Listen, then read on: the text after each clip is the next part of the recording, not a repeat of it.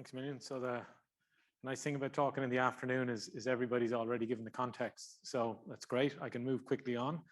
A lot of the people here with gray hair may remember the printed electronics hype of 20 years ago, where people said, we're going to have RFID tags and everything, and your carton of milk is going to talk to your fridge and tell you when to reorder. And that never happened. So I was really interested to see that 2017, the Japanese Ministry of Economics, Trade and Industry came up with a national initiative saying convenience stores in Japan, there's 56,000 of them. They're considered a critical piece of national infrastructure. They're supposed to be disaster ready. And because of labor shortages, declining population, they want to automate everything. So they said, we sell roughly 100 billion items a year. So we need 100 billion RFID tags. And they've already set out a number of demonstration activities in relation to this. And the key challenge, they identified a number of key technical challenges. And like the plastic electronics hype of 20 years ago, the economic cost is seen as a huge one. And even in the last 4 or 5 years, the cost has come down to 2 or 3 cents a tag. So I have to apologize to Cian, who's not here. At the 4-year review, I was teasing him saying I didn't foresee a scenario where we'd see a trillion sensor economy. You can already see Japan, just one country, is planning 100 billion a year sensor economy. And the question is, how's that going to be achieved? So like I said before lunch, if we think about, if we had these very simple devices at the edge of the edge, right? Something like an RFID tag, something that simple, what could we do with it? And as we said, one of the key issues that we could solve is food waste. So we waste a huge amount of food every year in the EU. And you can see from the, well, if your eyesight is really good, you can see from the table there that for foods with a high environmental footprint, for example, like meat, there's a huge amount of waste at the consumer level, at the retail, the consumer level, household level, where people are kind of going, is it gone off? I'm not sure, really, maybe, better not eat it, throw it away, okay? And there's the, you know, the economic value of that, but of course, all of the resources that have gone into preparing that food and the potential waste. So I suppose what I want to say today is that when we're considering the future, we have to think about eco-design principles. So we have to think about what resources are going to go into these little, even the simplest things that we're going to make, like these RFID tags. What's it going to cost us to make them in terms of energy and resources and everything else? And I was absolutely delighted with myself this morning, because when Dan said 0.6 gigatons of CO2 equivalent at things, I said to myself, that seems kind of low. So I went off and did my little sum. There's a very nice EU project a couple of years ago that they looked at state-of-the-art RFID tags. And over here, you can see a tear down, literally, that I did from a garment tag. I had to cover up what the garment actually was in case I get into trouble at home. But if you tear off the back of it, you'll see that there's an aluminium antenna there. And if your eyesight is really good, you see there's a little chip right in the middle of it. And the chip is the majority, the biggest part of the environmental footprint by a factor of 10 over everything else. And if you do the sums, that you see that even for those 100 billion tags a year, that would give us 9 million tons of CO2. That's just to make it now, not even to use them, that's just to make them, okay? That's the cradle to the gate phase of that life cycle analysis. So just to make it, that's what it's going to cost. And that corresponds to about 1.5% of Dan's 0.6 gigatons, which means just the labels on the products in the convenience stores in Japan count for 1.5%. So we can already see that, you know, the environmental footprint and impact of IoT is absolutely enormous, because the devices don't get simpler than this. And then the question we have to ask ourselves is, if we're going to have these, you know, billions and billions of devices, then we effectively have to do more with what we have, or even do less, or be smarter, okay? And that's not just in terms of the high level, how we do it up in the cloud, but it's literally in how we design them, how we think about reusing them, right? Even for something as simple as an RFID tag. And this then comes back to thinking about it. If we wanted to put one of these tags on a steak or a bit of fish or something else, bit of dairy, right?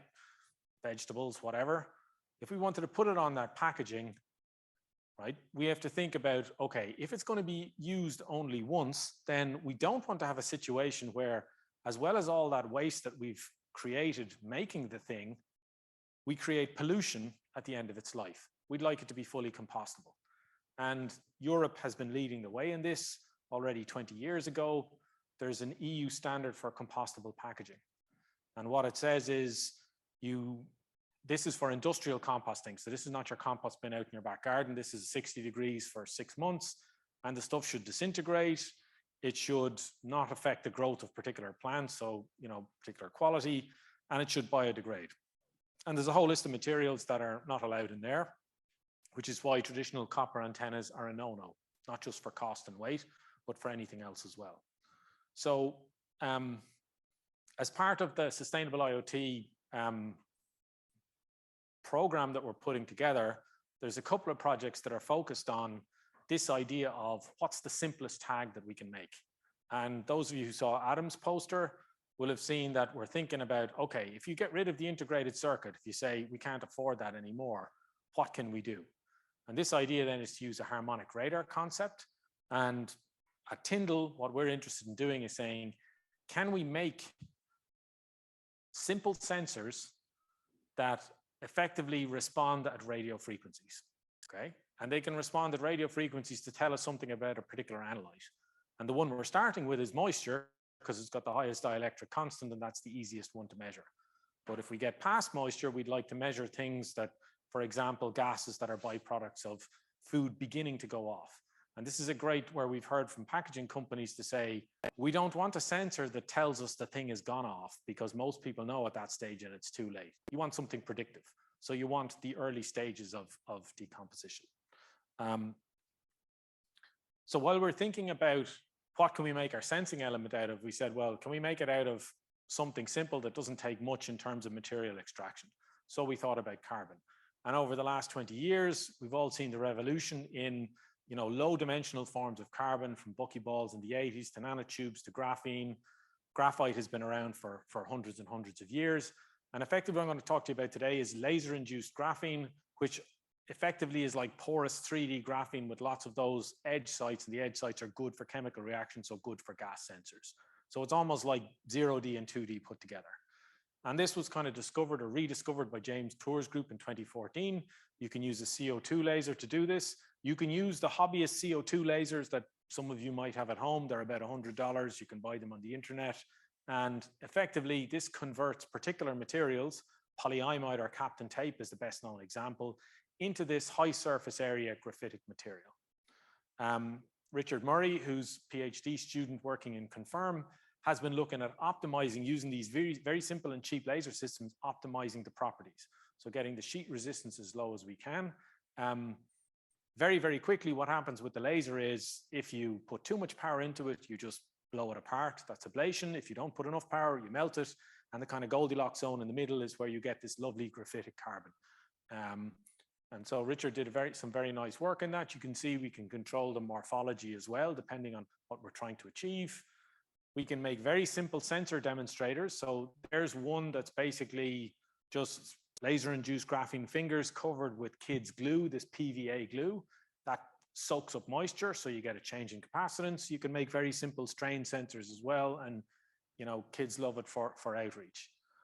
So we wanted to go one step further and said, okay, carbon is great, but that's a fossil, that's a synthetic plastic. Can't we do this with some renewable material?